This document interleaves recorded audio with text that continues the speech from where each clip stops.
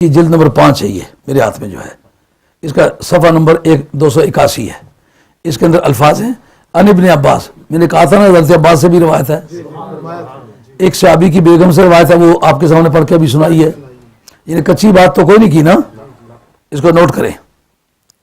ان ابن عباس قال بین رسول اللہ صلی اللہ علیہ وسلم فی بیت بعض نسائی اذ وضع راسہ، وہ تو تھا نا حضرت ام حرام بنت ملخان کے گھر میں سرکار تھے، تو یہ حضرت عبداللہ بن عباس کہتے ہیں سرکار اپنی ایک زوجہ مطہرہ کے گھر میں تھے، یعنی یہ واقعہ ایک مرتبہ پیش نہیں آیا، متعدد مرتبہ پیش آیا۔ فناما فدائق فی منامی فلما استيقظ قالت له امرأة من نسائی، آپ کی ایک زوجہ مطہرہ نے آپ سے سوال کیا لقد ضحكت فی منامک، یا رسول اللہ آپ خواب میں ہنس رہے تھے، فما ضحكك، آپ کیوں ہنس رہے تھے؟ قال عجب من ناس من امتی يركبون هذا البحر حول العدو يجاهدون في سبيل الله فذكر لهم خيرا كثيرا رواه احمد۔ اس کو مسند امام احمد بن حنبل نے بھی اسی طرح روایت کیا حضرت عبداللہ بن عباس سے۔ اب کسی حدیث کے بارے میں کسی بیان کا شہرت کو پہنچنا، یہ بھی اس کے معتبر ہونے کی دلیل ہوتی ہے نا، ہاں؟ تو جو تھی تو وہ تو مشہور ہوئی، جو حدیث تھی نہیں وہ مشہور کس طرح ہو؟ محدثین تو پرکھتے رہے کہ دیکھیں یہ روایت کس نے کی ہے، اس کی ملاقات کیسے ہوئی، عقل اس کو تسلیم کرتا ہے؟ کہتے ہیں کہ اس میں حضرت امام احمد بن حنبل نے بھی اس کو روایت کیا ہے، اس میں محمد بن ثابت عبدی بھی ہیں، اور جو ابن معین نے یحییٰ بن معین، جن کے بارے میں امام احمد حنبل کہتے ہیں اگر اور کسی کی حدیث ہو تو بے شک تحقیق کیا کرو، یحییٰ بن معین اگر روایت کریں اس میں تحقیق کرنے کی ضرورت نہیں۔ امام ابو یعلا جنہوں نے یزید کو کافر کہا ہے وہ یحییٰ بن معین کے شاگرد ہیں، اور یزید کا نام لے کے جس نے لعنت کی وہ حضرت امام احمد حنبل ہیں۔ ابھی میں آپ کے سامنے شرح عقائد پیش کروں گا جو یہ بیان کرے گی کسی کا نام لے کے لعنت کرنا اس وقت درست ہوتا ہے جب اس کا خاتمہ کفر پر کسی کا سامنے یقینی ہو، جب اس کی موت کفر پر یقینی نہ ہو تو نام لے کے لعنت کرنا درست نہیں ہوتا۔ ابو یعلا نے بھی نام لے کے اس کو لعنت کی ہے اور کافر کہا ہے، اور حضرت امام احمد حنبل نے بھی، یہ بات میں عرض کرتا ہوں۔ کہتے ہیں وفی محمد بن ثابت الحدی وثقہ ابن معین فی روایت وکذالک النسائی، یہ حدیث نسائی نے بھی روایت کی ہے لیکن وہ اتنی کتابیں اٹھائی نہیں جا سکتی۔ وہ بقیت رجالہ ثقات، اور اس کے باقی سارے رجال جو ہیں مضبوط ہے۔ اس جگہ ہے اول جیشن یغزو من امتی یغزون مدینہ کیسرا مغفور نہیں ہے نا؟ اچھا،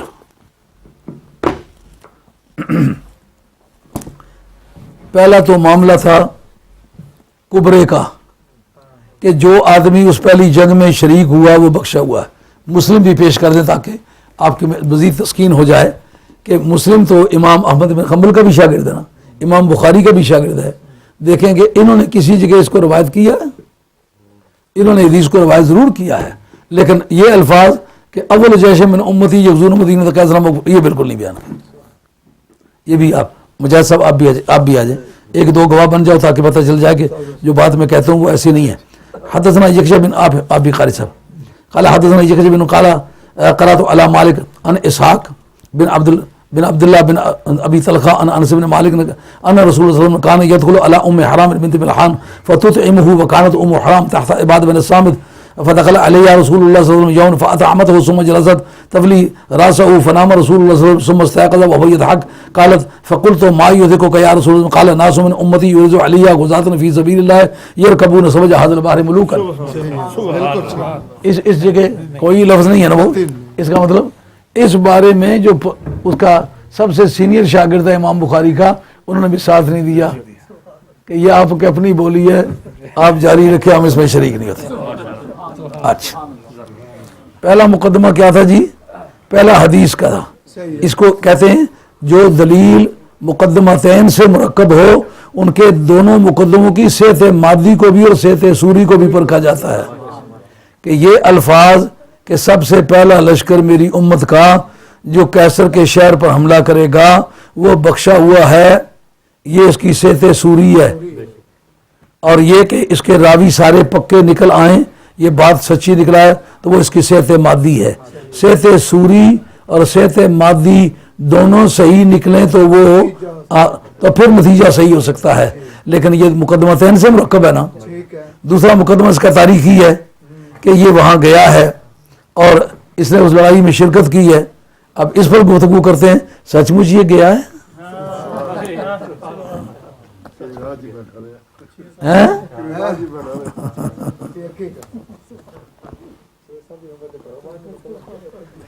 تو سمجھو سوچا تھا خبیصاں دیاں کالونیاں بکھریاں ہونیاں تے وچے رہنے ہو.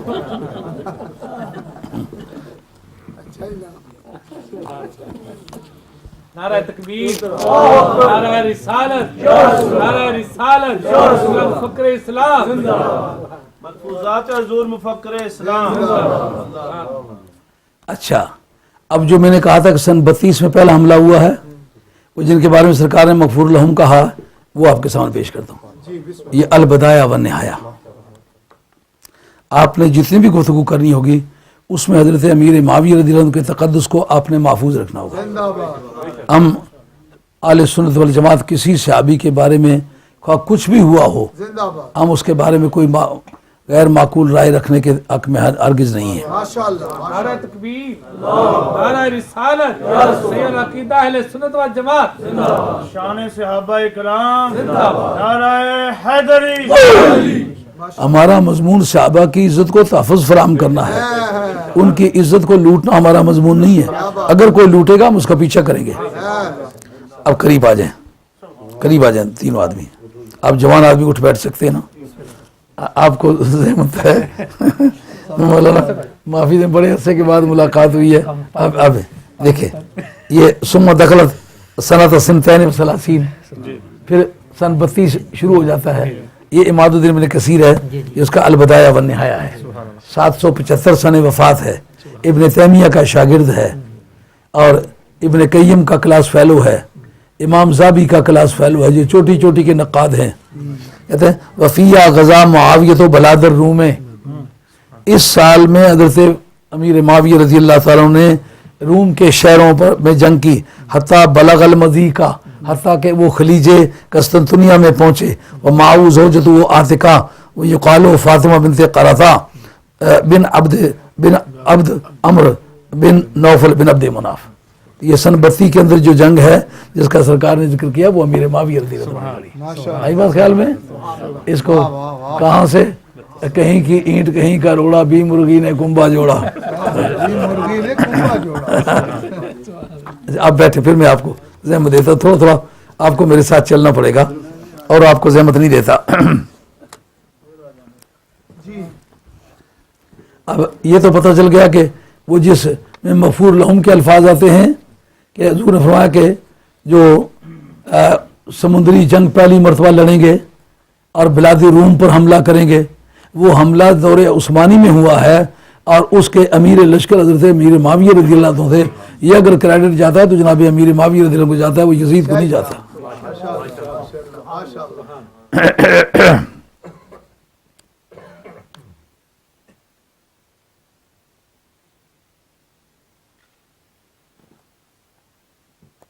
اچھا، یہ ایک دوسری روایت کہ سن 32 میں حضرت امیر معاویہ رضی اللہ عنہ نے اس قسطنطنیہ پر حملہ کیا.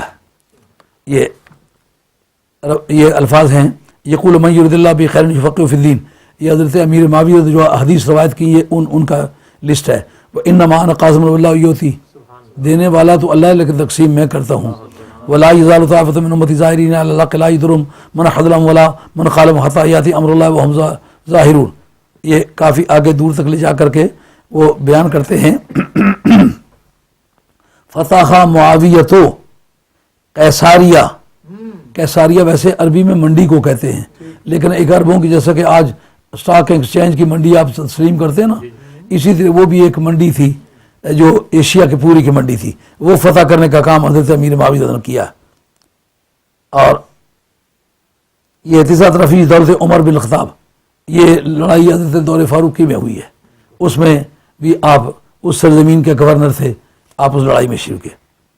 وکان عام غزوۃ المضیق یعنی مضیق القسطنطنیہ فی سنۃ سنتین و ثلاثین فی ایامہ وکان هو امیر علی الناس عامئذ. کہ قسطنطنیہ کی خلیج میں بھی حضرت امیر معاویہ رضی اللہ عنہ نے پہلی مرتبہ جنگ کی ہے اور وہ امیر لشکر تھے. اسٹیبلش ہو گیا نا، جس کے نام کے ساتھ مغفور لہم کے الفاظ حدیث میں دارمی نے بولے ہیں، وہ یہ جنگ ہے اور وہ حضرت امیر معاویہ رضی اللہ عنہ نے لڑی ہے.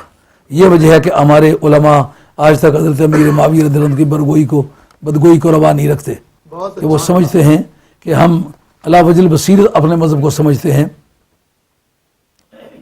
اچھا، اب آپ کے سامنے پیش کرتے ہیں کہ جو لڑائی ہوئی ہے جس میں یزید کے بارے میں دعویٰ کیا جاتا ہے وہ گیا ہے. یہ میرے پاس ابن اسیر کی کامل ہے. یہ دوسرا مقدمہ تاریخی تھا نا، یہ بھی البدایہ والنہایہ بھی تاریخ کی کتاب ہے نا. پہلا حدیث کا ریکارڈ پیش کیا ہے کہ اس کا میٹیریل جو ہے وہ از قسم حدیث ہے. وہ جو کبرا ہے وہ از قسم حدیث ہے. مقدمہ اولا جو ہے وہ از قسم حدیث ہے، اس لیے اس کا ریکارڈ حدیث سے پیش کیا ہے.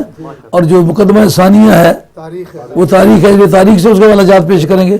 جب دونوں صحیح ثابت ہوں گے تو پھر یزید کو جنت ملے گی، نہیں تو تبرہ ملے گا یزید کو.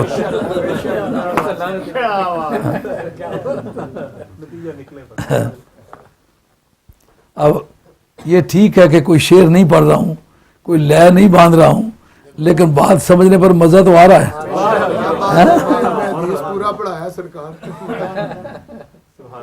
ذکر غزوۃ القسطنطنیہ. ایک مرتبہ آ جائے تینوں آدمی، آپ بھی آ جائیں، ملازم فرما. سعودہ صاحب کو زحمت ہو رہی ہے، معافی دیں. فی ذکر غزوۃ القسطنطنیہ فی حاضر السنۃ، یہ ثم دخلت سنۃ 49، یہ سن 39 میں 49 میں یہ واقعہ پیش آیا. کہتے ہیں فی حاضر سنۃ قیلہ سنۃ 50، بعض نے کہا 50 سن میں. سیرہ معاویہ جیسن کثیر فی بلاد الروم للغزاۃ، یہ روم کے علاقے میں جنگی جرنیلوں کو تیار کر کے بھیجے. جعل علیہم سفیان بن عوف. یہ سالار لشکر کہاں ہے جناب؟ یہ جو قسطنطنیہ کی جنگ کے لیے بھیجا ہے اس میں سالار لشکر سفیان بن عوف ہے. بات خیال شیف میں. اب امرا ابن یزید بالغزاۃ معاہم، بیٹے کو کہا تم بھی ان کے ساتھ ہو جاؤ. ماتھے پہ تلک لگا کے شہیدوں میں نام. خبیث آدمی ہے تو، کسی طرح کوئی اچھا کام کرتا نہیں، اچھوں کے ساتھ چل، ممکن ہے خدا تجھے اچھا کر دے. فتساقل وعث اللہ. ایسا امی یونیورسٹی جانے میں دل لے کر ہماری طبیعت خراب ہے. جب اشنا کسنا کی جن کڑیاں نے پیچھے پھرنے نا تو پھر آنا کیا ہے، تو پھر جانا کیا ہے. فتساقل بوجھل سا ہو گیا، وعث اللہ بیمار بن بیٹھا. فامسک عنہ ابو ہو، پھر والد صاحب نے کہا اس بے ایمان کو جانے دو، نہیں کام کرتا تو کیا کروں. فاصاب الناس فی غزاۃ جوع و مرض شدید. اس لڑائی میں جو وہاں پہنچے ہیں نا، ان کو اس عملے کے دوران بھوک بھی اور پیاس بھی بڑی کثرت سے پیش آئی، بیمار بھی ہوئے. یہ فانشا یزید یقول، تو یزید نے یہ شعر کہنے شروع کیے جب اس کو پتہ چلا کہ انہوں نے حملہ پہلا کیا ہے. بڑی موتیں واقع ہوئی ہیں، بڑی کیجویلٹیز ہوئی ہیں، اور لوگ بیمار ہوئے ہیں، بھوکے مرے ہیں، فاقہ ہوا ہے. کہتا ہے ما ان ابالیہ بما لاقت جموعهم بالفرقدون من حما ومن مومی. مجھے اس کی کیا پرواہ ہے کہ جو میری قوم کو وہاں چل کر فرقدونہ میں، فرقدونہ قسطنطنیہ کے بعد متصل ایک شہر ہے، جو فرقدونہ میں میری قوم کو مشکلات پیش آئی، من حما ومن مومی، جو بخار ان کو پیش آئی، جو چیچک کی بیماری لگی، اس کی مجھے کیا پرواہ ہے. عزت تقات علی الانمات مرتفعا بدار مران عندی و عندی ام کلثومی. کہتے ہیں مجھے اس بات کی کیا پرواہ تھی، جا کے میں قالین پر ٹیک لگائے ہوئے اونچی جگہ بیٹھا ہوا ہوں اور میری بغل میں ام کلثوم موجود ہے. یہ اس میں شریک ہوا ہے. جھوٹ کا پلندہ ہے سارا. چونکہ اس وقت میں تھک گیا ہوں گا ایک حد تک، میرا خیال 2 گھنٹے تو بول چکا ہوں. اچھا، اس کے بعد یہ کہ علماء عقائد کو جو اس وقت کے دانشور تھے ان کو نہیں پتا چلا کون ہے یہ. البتہ جو رضی اللہ عنہ کا، اس پر ایک حوالہ آپ کو سنا دوں پھر بس کرتا ہوں. یہ میرے پاس تاریخ الخلفاء امام جلال الدین سیوطی کی. امام جلال الدین سیوطی انتہائی قابل اعتماد بزرگ ہیں، جنہوں نے انور علی شاہ صاحب العابی نے اپنی فیض الباری شرح بخاری کے اندر لکھا ہے کہ اس آدمی نے 9ویں اور 10ویں صدی میں سرکار کے وصال کو 900 کے ایر پھیر میں زمانہ گزر چکا ہے. اس آدمی نے جیتے اور جاگتے ہوئے سر کی آنکھوں کے ساتھ سرکار کو اور ایک مرتبہ نہیں 72 سے زیادہ مرتبہ دیکھا ہے. ہاں جی, ان کی یہ تاریخ الخلفاء ہے, اور اس کا صفحہ نمبر میرے پاس بنتا ہے 9 اور 10. یہ کہتے ہیں فذکر رجل یزیدہ, ایک آدمی نے یزید کا ذکر کیا. اب چاروں آدمی یہ ملاحظہ کر لیں, کیونکہ رضی اللہ تعالیٰ عنہ کہنے والے ہیں جی. ہاں یہ کہتے ہیں قال نوفل بن ابی الفرات کنت عند عمر بن عبد العزیز, چونکہ عمر بن عبد العزیز خلیفہ راشد تسلیم ہوتے ہیں. جی جس آدمی کا عقیدہ, مذہب اور عمل کتاب اللہ اور سنت رسول اللہ کے مطابق ہو اور نظام حکومت کو اسلام کے مطابق چلائے, اس کی یہ شرط نہیں وہ اس دور میں ہو. امام مہدی بھی خلیفہ راشد ہوں گے, عمر بن عبد العزیز خلیفہ راشد ہے. فذکر رجل یزیدہ, ایک آدمی نے یزید کا ذکر کیا. فقالا, اس نے کہا قال امیر المومنین یزید بن معاویہ, کہ یزید بن معاویہ امیر المومنین نے یہ بات کہی. فقالا تقول امیر المومنین, اس بے ایمان کو امیر المومنین کہتا ہے. وہ امرا بہی, حکم دیا. فضرب 20 صوتا, اس کو 20 کوڑے مارے. اگر رضی اللہ تعالیٰ عنہ کہتا 100 پورے کر دیتے. نعرہ تکبیر, نعرہ رسالت, نعرہ حیدری, مذہب مہذب اہل سنت و جماعت, سیدی مرشدی قبلہ مفکر اسلام, فیض مفکر اسلام, عوام اہل سنت. تو کل انشاءاللہ کفر یزید پر گفتگو ہوگی وہاں برٹن اینڈ ٹرینٹ میں. تو اس کے بارے میں جو میں اس وقت ریکارڈ لایا ہوا یہ پیش کروں گا کہ جی ٹیمے شیمے نہ مجھے نہیں پتا ہونا صحیح طور مغرب کے بعد ہی ہوگی. میں اکثر لیٹ ہو جاتا ہوں, تھکا ہوا ہوتا ہوں کام کر کر کے نا. اب چلتے وقت کوئی درجن کے ہیر پھیر میں کتابیں اور اکٹھی کی ہوئی تھی وہ جو ڈالنی تھی, لیکن بکسے میں اتنی جگہ ہی نہیں تھی. اب سارا کتب خانہ تو لایا نہیں جا سکتا, لیکن میرا خیال ہے ضرورت پوری ہو گئی ہے. آپ اچھی طرح سے سمجھ گئے ہیں کہ امام بخاری کے بخاری شریف میں حدیث پائے جانے کی وجہ سے قابل قبول نہیں ہوگی. اس کے ہمارے پاس ایک کرائیٹیرین ہے, اس پر چیک کریں گے, اسے پوری تلے گی تو پھر لیں گے. ہاں, اس پر ابھی علم المصطلح پر آپ اگر بحث کبھی چھڑے نا, پھر آپ موٹر وے پہ گاڑیاں لگی ہوئی ہیں تو پھر پتہ چلے گا کون سی سپیڈ کس سے جا رہی ہے. اللہ کو منظور. اللہ تعالیٰ لا تمنوا لقاء العدو, دشمن کے مقابلے کی تمنا مت مرک کرو, اس لیے اللہ بچا کے رکھے دشمنوں سے. لیکن اگر پیچھا پڑ گیا کبھی دنیا یاد کرے گی انشاءاللہ. حدیث کو حدیث میں آیا, ایک حدیث میں ہم کہیں گے حدیث کا نام لیتے ہو کیوں سمگل کرتے ہو. حدیث کو حدیث کے ترازو میں تول کے دو, بات کرو. یہ جو تم بات کرتے ہو بے شک بخاری میں ہے, لیکن دیکھو ایڈمیسیبل ہے, قابل احتجاج ہے. اور اگر تم چاہو گے تو پھر تمہاری اپنی کتابوں سے مہیا کر کے دیں گے کہ یہ بات حدیث منکر ہے, یہ قابل قبول ہے ہی نہیں. ہاں, علم المصطلح کی وہ کلیکشن میں نے کی ہوئی ہے, ضرورت پڑے ثابت کر دیں گے انشاءاللہ. ہاں, کسی طرح قابل قبول نہیں. اب میرا خیال ہے سلام پڑھے. ایک minute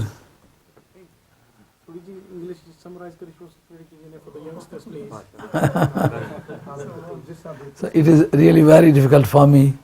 I am too old person. I am not in position to interpret everything in English. But yet he is my closest person. I will have to tell you certain things about Yazid.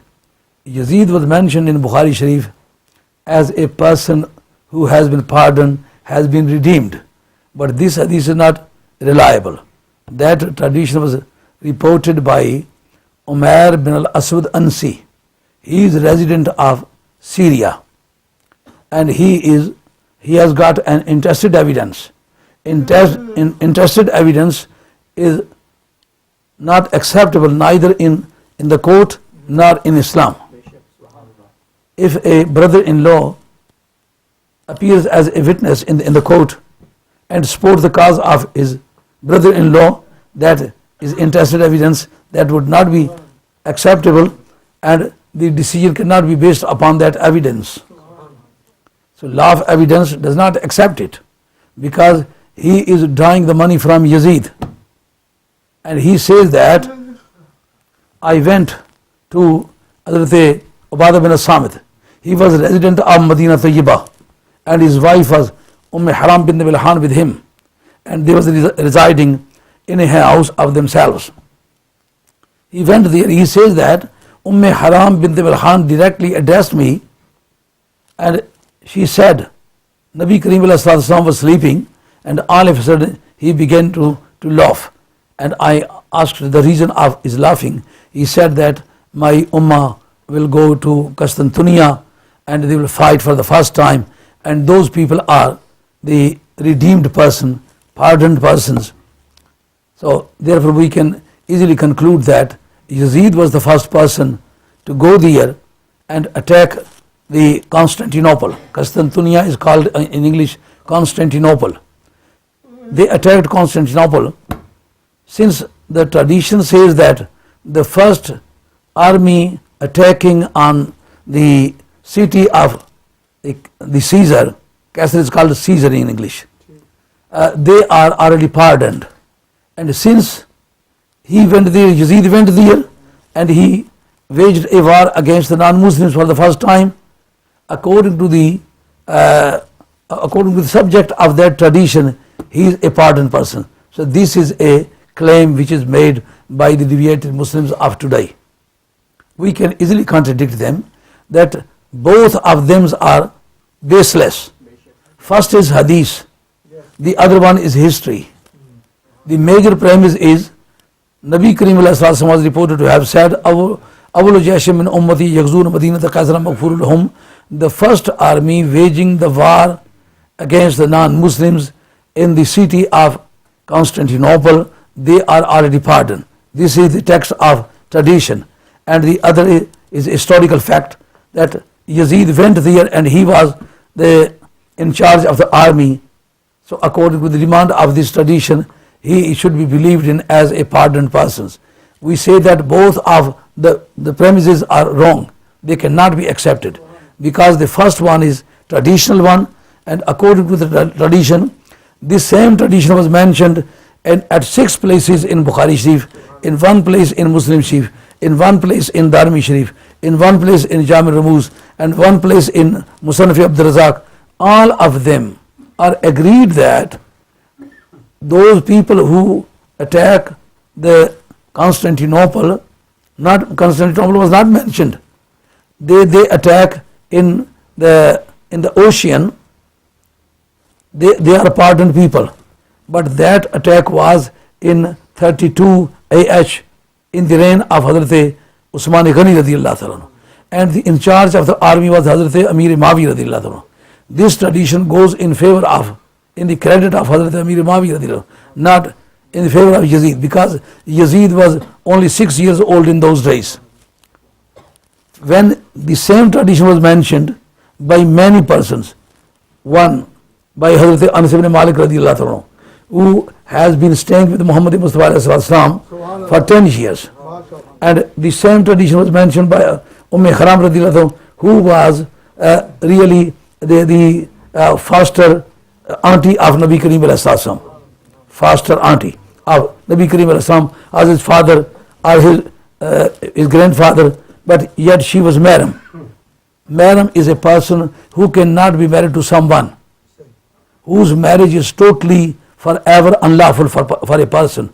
Those people are mutually mahram to each other. And the same tradition was mentioned by one of the wife of the Holy Prophet. The same tradition was reported by Hazrat Abdullah ibn Abbas radiyallahu ta'ala. The same tradition was mentioned by another woman who is wife of another companion. So if you collect all of the reports, there is no mention of Awwalu Jayshim min ummati yaghzuna Madinata Kaisara maghfurun lahum. It means that Imam Bukhari rahmatullah is all alone in the reporting of this tradition, and no, we are in position to compare it. Ibn Taymiyyah says, ittafaqa alul ilmi bil hadith anna asaqal ahadith ma rawahu al Madina summa al Basra summa al Sham. This quotation was mentioned in Ulum al Hadith by Ibn Taymiyyah, that is the book of law of impugnment and justification. Ilmul Mustalaq is called law of impugnment and justification. That is a science which deals the regularity of the traditions, unless that this is checked on the criterion of law of impugnment and justification, cannot be accepted. Here Imam Ibn Taymiyyah says that the first reliable tradition is one which was reported by Ahl Madina. The report of Ahl Madina is totally different from the tradition of Yazid, and the tradition of Yazid was mentioned by a person resident of Damascus. So the report made by the Damascus people is not acceptable in comparison with Ahl Madina. The report of Ahl Madina is more preferable as compared with the people of Damascus. And in addition to that, a common sense does not accept it, because he was a stranger. Strange person is not allowed to go directly to a woman, because the veil observation was preventing them to meet with this way. And her husband was also there. He should have contacted her husband. If he had said that he had received the tradition from Ubadah bin Samit and he was reporting from his wife, then it was acceptable. He is totally ghair mahram, therefore his report cannot be admissible in the Islamic court.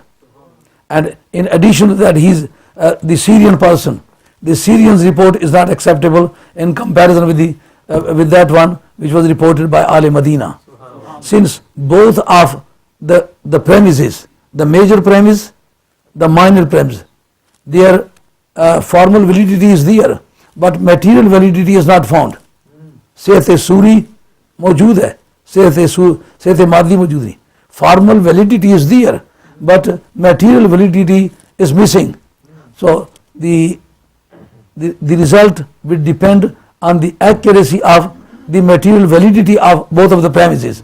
When both of the premises were wrong, according to Asir ibn Kamil, I substantiated that he did not participate in that war. He was enjoying. He was a very bad character person. He was drinking in the temple of Murran because his mother was Christian. Masoon bint Bakhtal was not Muslim lady. She was Christian, and he was born to a Christian mother. And his preliminary education, his preliminary bringing up occurred in the Christian people. Therefore, as a civilization, he was Christian. And I shall tell you, inshallah, tomorrow I shall give you the references about this one as well. Since he was not a proper Muslim, therefore he stayed in the temple of Murran, enjoying a lady and drinking the alcohol. And he was making ridiculous statement about the persons who were suffering the hunger, the thirst, the smallpox, the fever. He was I don't care. This was substantiated from this one. And the war which was referred to as the war of Constantinople, that was fought by Hazrat Amir Mawi radiyallahu ta'ala in the year of 32nd Hijrah, in the reign of Hazrat Usman Ghani radiyallahu ta'ala. Therefore, Yazid cannot be called a pardoned or redeemed person, but he is non-Muslim according to our research. Inshallah, tomorrow evening I shall give the reasoning for his infidelity, and very reliable sources would be substantiated in front of you, inshallah. Radiyallahu ta'ala anhu. Somebody said on the TV, Yazid radiyallahu ta'ala anhu. So this is very bad. This is not on account of his knowledge. This is on account of his ignorance, because he is not a scholar. He confirms that he is not a proper scholar. He is doctor of medicines, not the doctor of education, not the doctor of Islam.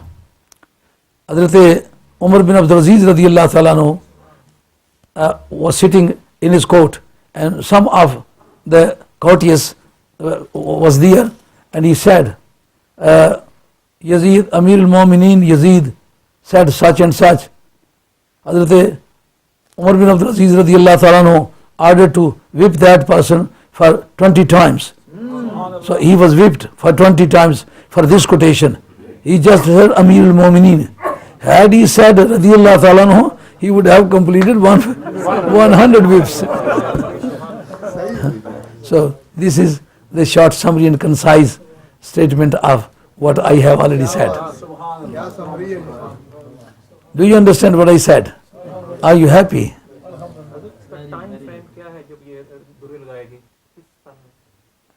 Oh, nothing is concerning with the time, because Hazrat Umar bin Abdul Aziz radiyallahu ta'ala anhu was appointed as a caliph in the last year of 1st century. And really this is very curious, because Hazrat Umar bin Abdul Aziz radiyallahu ta'ala anhu was coming from the same family. He was son of Abdul Aziz, and Abdul Aziz was son of Abdul Malik. Abdul Malik was son of Marwan, and Marwan was equal to 100 Maloon persons.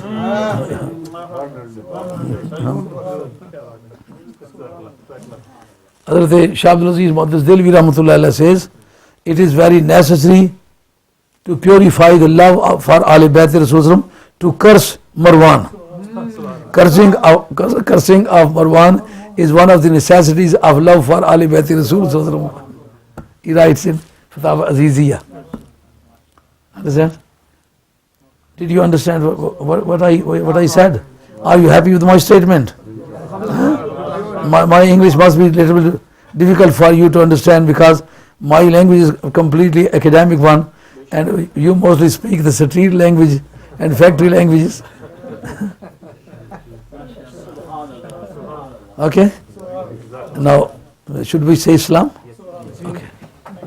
مصطفیٰ جان رحمت پہ لاکھوں سلام، شمع بزم ہدایت پہ لاکھوں سلام، شمع بزم ہدایت پہ لاکھوں سلام، وہ حسین انہیں کٹ کے باہر رکھ لو تاکہ نبی سبحان سبحان وہ حسین جس کا نام نبی، جس کی ماں فاطمہ بابا علی کر لیا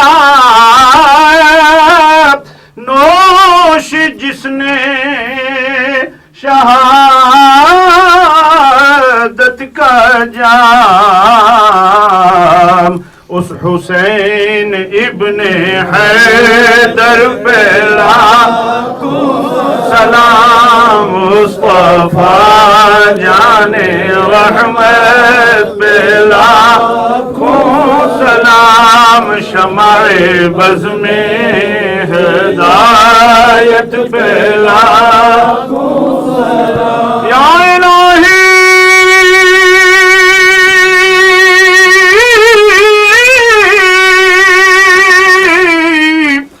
از پائے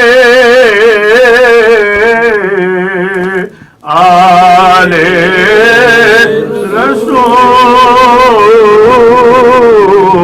رسول یہ سلام عاجزانہ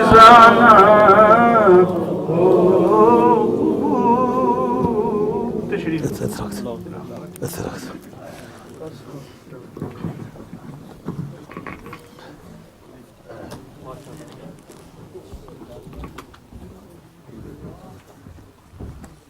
أعوذ بالله من الشيطان الرجيم بسم الله الرحمن الرحيم سبحان قل يا أيها الكافرون لا أعبد ما تعبدون ولا أنتم عابدون ما أعبد ولا أنا عابد ما عبدتم ولا أنتم عابدون ما أعبد لكم دينكم ولي دين. بسم الله الرحمن الرحيم. قل هو الله أحد الله الصمد لم يلد ولم يولد ولم يكن له كفوا أحد. بسم الله الرحمن الرحيم. قل هو الله أحد الله الصمد لم يلد ولم يولد ولم يكن له كفوا أحد. بسم الله الرحمن الرحيم. قل هو الله أحد الله الصمد لم يلد ولم يولد ولم يكن له كفوا أحد. بسم الله الرحمن الرحيم. قل أعوذ برب الفلق من شر ما خلق ومن شر غاسق إذا وقب ومن شر النفاثات في العقد ومن شر حاسد إذا حسد. بسم الله الرحمن الرحيم. قل أعوذ برب الناس ملك الناس إله الناس من شر الوسواس الخناس الذي يوسوس في صدور الناس من الجنة والناس. بسم الله الرحمن الرحيم. الحمد لله رب العالمين الرحمن الرحيم مالك يوم الدين إياك نعبد وإياك نستعين اهدنا الصراط المستقيم صراط الذين أنعمت عليهم غير المغضوب عليهم ولا الضالين.